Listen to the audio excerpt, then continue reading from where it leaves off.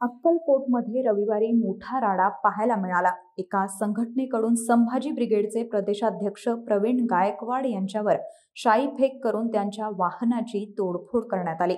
Sambhaji brigade संघटनेच्या नावात छत्रपती संभाजी महाराज यांचा एकेरी उल्लेख असल्याच्या कारणावरून ही शाई फेक करण्यात आली आहे।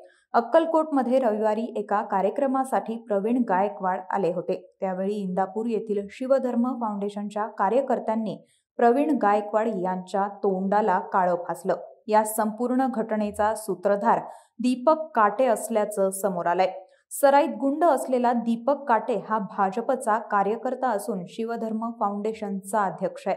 सध्या या प्रकरणी अक्कलकोट उत्तर पोलीस ठाण्यात 8 जणांविरुद्ध गुन्हा दाखल करण्यात आलाय। हा प्रकार घडल्यानंतर सर्व स्तरातून संताप व्यक्त केला जातोय, तर शाई फेक करणाऱ्या दीपक काटेबाबत बोललं जात आहे। पण हा दीपक काटे नेमका आहे तरी कोण? त्यानं अचानक असा आक्रमक पवित्रा का घेतलाय याबाबतच जाणून घेऊ। दीपक सीताराम काटे हा शिवधर्म फाउंडेशनचा संस्थापक आहे। त्यासह काटे हा भाजपचा सक्रिय पदाधिकारी देखील आहे।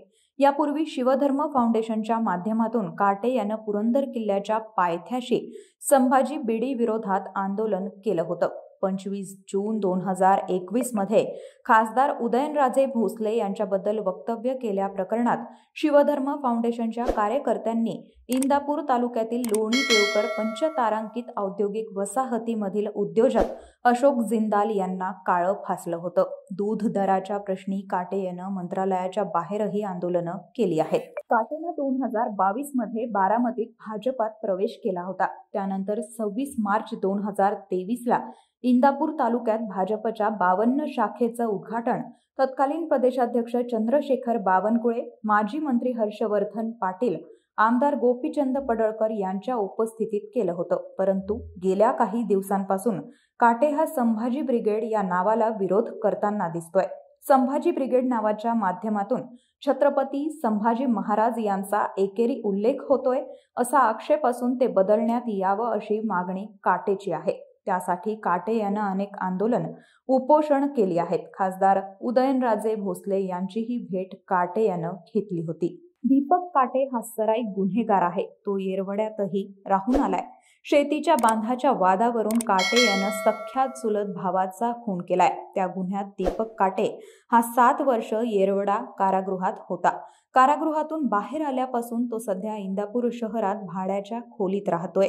काटे हा पराक्रमी असल्याचंही समोर आलंय। पुणे विमानतळावरून हैदराबादला जात असताना काटेच्या बॅगमध्ये पिस्तूल आणि 28 जिवंत काडतूस सापडली होती। त्यावेळेसही त्याला अटक करण्यात आली होती।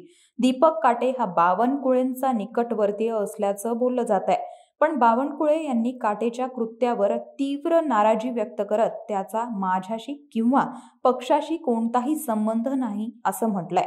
तसंच काटेवर पोलिसांनी कारवाई करावी अशी मागणीही केली आहे।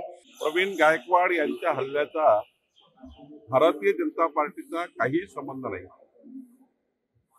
आणि आम्हाला अशा खालच्या लेवलच्या